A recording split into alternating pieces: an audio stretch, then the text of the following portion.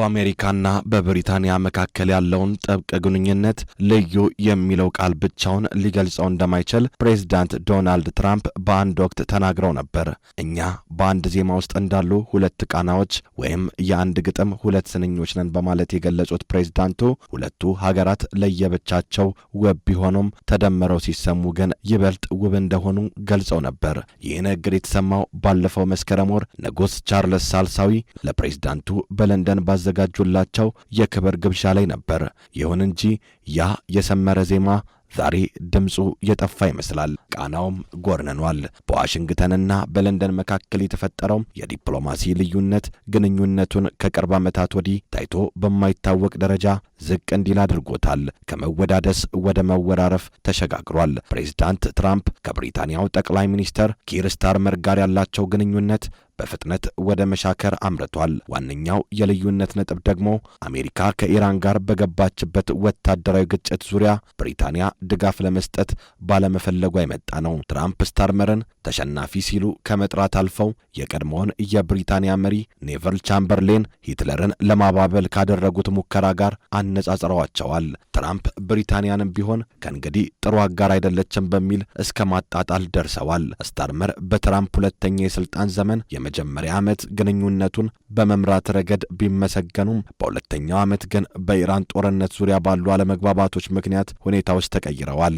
በዚህ አስቸጋሪ ወቅት ንጉሥ ቻርልስ ሳልሳዊ ለአራት ቀናት ይፋዊ ጉብኝት አሜሪካ መግባታቸው ትልቅ ትርጉም ተሰጥቶታል። ጉብኝቱ የአሜሪካ 250ኛ የነጻነት በዓልን ምክንያት ያደረገ ነው። የሚገርመው ደግሞ አሜሪካ ከብሪታንያ ግዛት ነጻነቷን ስታውጅ በለንደን ዙፋን ላይ ተቀምጠው የነበሩት የንጉሥ ቻርልስ አምስተኛ ቅድመ አያት ንጉሥ ጆርጅ ሳልሳዊ ነበሩ። ብሪታንያ በ1812 ጦርነት ዋይት ሃውስን ካቃጠለችበት ጊዜ አንስቶ በ1983 የግሬንዳ ወረራ ወቅት እስከነበረው አለመግባባት ድረስ ግንኙነቱ ብዙ ውጣ ውረዶችን አሳልፏል። ሆኖም የአሁኑ ውጥረት በንጉሱ የግል ዲፕሎማሲ ሊለዝብ ይችላል የሚል ተስፋ ተጥሎበታል።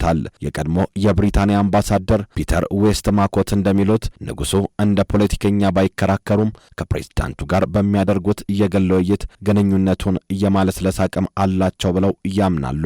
ነገር ግን በንጉሥ ቻርልስ ሳልሳዊና በፕሬዝዳንት ትራምፕ መካከል ጥልቅ የአመለካከት ልዩነቶች አሉ።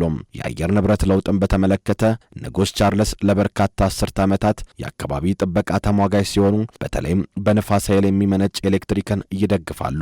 በሌላ በኩል ፕሬዝዳንት ትራምፕ ድሪል ቤቢ ድሪል በሚል መሪ ቃል የነዳጅ ቁፋሮ እንዲስፋፋ የሚገፋፋና የነፋስ ኃይል ልማትን የሚጸየፉ ናቸው።